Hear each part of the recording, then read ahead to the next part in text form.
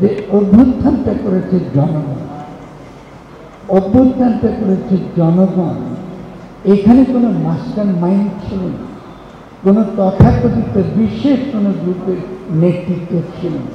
এটা দোষের নয়, পৃথিবীতে গণ অভ্যুত্থানটা এইভাবেই ঘটে যে আগে একটা পলিটিক্যাল পার্টি থাকে, তারপরে তার নেতৃত্বে গণ অভ্যুত্থান। তা কিন্তু আসলে ফরাসি বিপ্লবে আমরা দেখিনি, আমরা বর্ষীয় বিপ্লবে দেখেছি বটে, কিন্তু ওটা কিন্তু এই গণ অভ্যুত্থান না, ওটা ছিল সমাজতান্ত্রিক বিপ্লব। ঠিক একইভাবে যখন চীনের দিকে তাকাতেন, সেখানেও কিন্তু এটা শুধু গণ অভ্যুত্থান ছিল না, ওটা কিন্তু একই সঙ্গে সমাজতান্ত্রিক বিকাশে বা বলতে পারেন একটা সহজ ভাবে বোঝার জন্য দ্রুত বেগে একটা পশ্চাৎপদ সমাজ দ্রুত বেগে সে অর্থনৈতিক বিকাশ অর্জন করতে চায়। যেমন বাংলাদেশের ক্ষেত্রে আমরা প্রায় 17 থেকে 18 কোটি জনগোষ্ঠী, তার মধ্যে বৃহৎ একটা অংশ কিন্তু তরুণ। যে তরুণরা যেহেতু তাদের কোনো কর্মসংস্থান নাই, তারা দেখতে পাচ্ছে কীভাবে বৈষম্য সৃষ্টি করে একটা বিশেষ দল তাদের নিজস্ব ক্যাডার তৈরি করার জন্য একটা এই কোটা রেখে দিয়েছে সরকারি কর্মচারীদের মধ্যে, এবং তাদেরকে তারা চাকরি দিচ্ছে, তারা কোনো চাকরি পাচ্ছে না।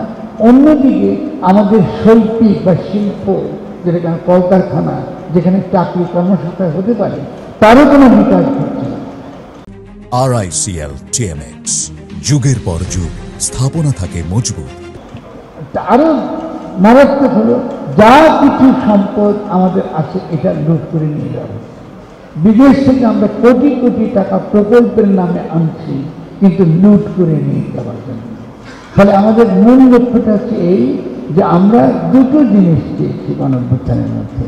প্রথম চেয়েছি যে আমরা ব্যক্তির অধিকার, ব্যক্তির মর্যাদা, এটা আমরা নিশ্চিত করতে চেয়েছি। তার সঙ্গে আরো কয়েকটা বিষয় আছে, আমি টিপে ব্যাখ্যা করে দিয়েছি। এরপরে দ্বিতীয় যে বিষয়টা গুরুত্বপূর্ণ ছিল, সেটা হলো দ্রুত ত্বরান্বিত অর্থনৈতিক বিকাশ এবং তরুণদের কর্মসংস্থান করা। 8 তারিখে যখন শেখ হাসিনার এই সংবিধান, যে ফ্যাসিস্ট সংবিধান, এটাকে উপর হাত রেখে যখন আপনি শপথ নিলেন যে আপনি শেখ হাসিনার রাষ্ট্রই কায়েম রাখবেন, আপনি তো শেখ হাসিনার রাষ্ট্রই কায়েম। এরপর আমি কি দেখলাম, রাজনৈতিক দলের সঙ্গে ঐক্যমাত্র তারা করতেছে, তারা কেউ কিন্তু জেলে তারা অভ্যুত্থানের মধ্যে অংশগ্রহণ করেন। এরা বিদেশ থেকে আসছে, অনেকে বিদেশি পাসপোর্ট আছে, জেলে গণঅভ্যুত্থানের করতে তারা করে। ইতিমধ্যে আমরা দেখলাম বিভিন্ন রকম গবেষণা, তারা বিদেশে আমাদেরকে বললো যে বাংলাদেশে যদিও জনগণ একটা গণঅভ্যুত্থান করেছে, আসলে শেষ পর্যন্ত যেটা ঘটেছে এটাকে বলে রেজিম চেঞ্জ। এই রেজিম চেঞ্জ কে করেছে?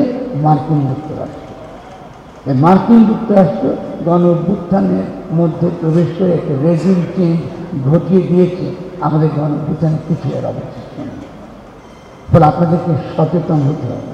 ফলে অল্প কিছুটা সময় আপনি নিঃশ্বাস নিতে পেরেছেন, কিছুদিন পরে আপনি নিঃশ্বাস নিতে পারবেন না।